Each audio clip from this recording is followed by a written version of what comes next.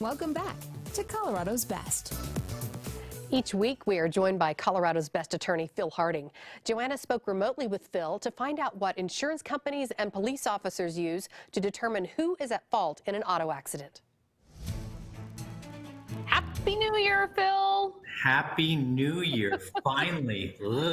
Finally. We're finally going into 2021, and you're always there to give us such great advice. And for this coming New Year, we're going to talk about something that's going to shock our viewers. What's this?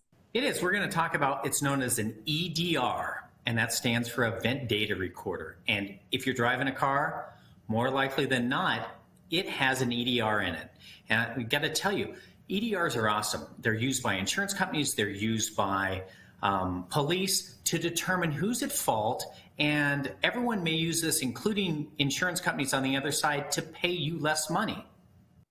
Yeah, that's not a good thing. So tell us how much information an EDR shows. So an EDR gives multiple pages, and really what it does, the E for event stands for, and if there's a crash or a hard braking or acceleration, that's an event, and it lays down track, it lays down information. And there are about 18 pages of information. And so let's look at just one of these pages right here. So do you see this? Now, this is just one of the pages, and I know it looks complicated, but the EDR tells you 5 seconds before event up through the event. So looking right here at this one graph, on the far left-hand side, it says -5, and I know it's small. If people want me to email them a copy of this, I'm happy to do that. But that's 5 seconds before the event, all the way up to the far right, which is the event itself. You see that top line right there, that black line? That's RPMs. So as you can see, someone was coasting and then they stepped on the accelerator. And if you go down to the very bottom, there's a blue line, and that's the accelerator. So you can look, if you follow that blue line over, at 3.1 seconds, someone steps on the accelerator, up until 0.8 seconds before he takes his foot off the accelerator, and then you can see that 0.3 seconds before the event, he stepped on the brake. So this right here, and it even tells you speed. I've got to tell you, there's so much great stuff in an EDR that if you're ever in a wreck, I want you to get an engineer to go out and pull the EDR, because it's going to give you phenomenal information. Yeah, that is a lot of information. So is the EDR kind of like the black box in an airplane? Exactly. Yep. Same technology. And that's why it's so important.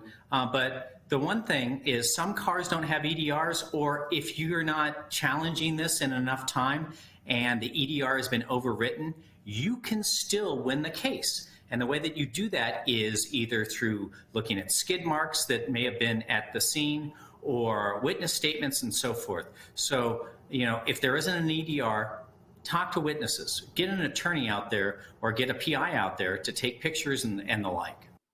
All right. Are we going to talk about skidding? Yeah, we can talk a little bit about skidding, because most people think, oh, wait a second, I have ABS, so, right? Automatic braking system, so there won't be any skidding.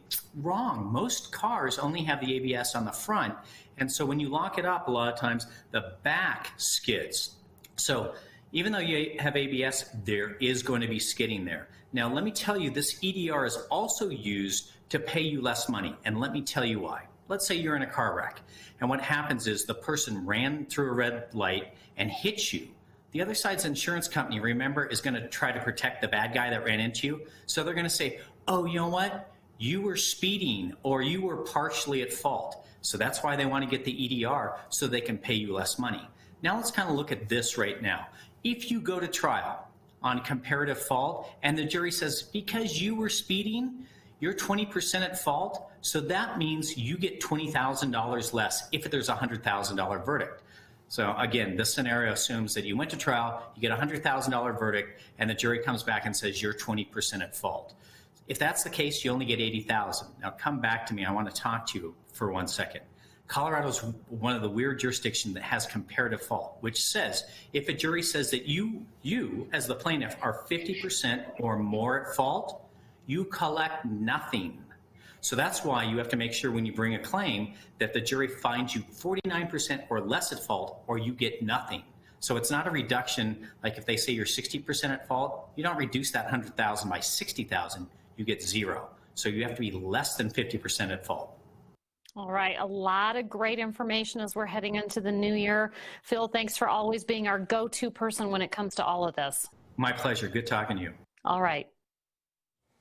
And if you have a question for our legal expert, go to kdvr.com, then click on Colorado's Best. You're going to see Phil Harding's photo there on the right side. Just click on it and you can send him your questions. He will answer each question personally and confidentially. And to reach Harding & Associates directly, here's his number, 303-762-9500. You can get a free consultation anytime, and you can find him online at hlaw.com.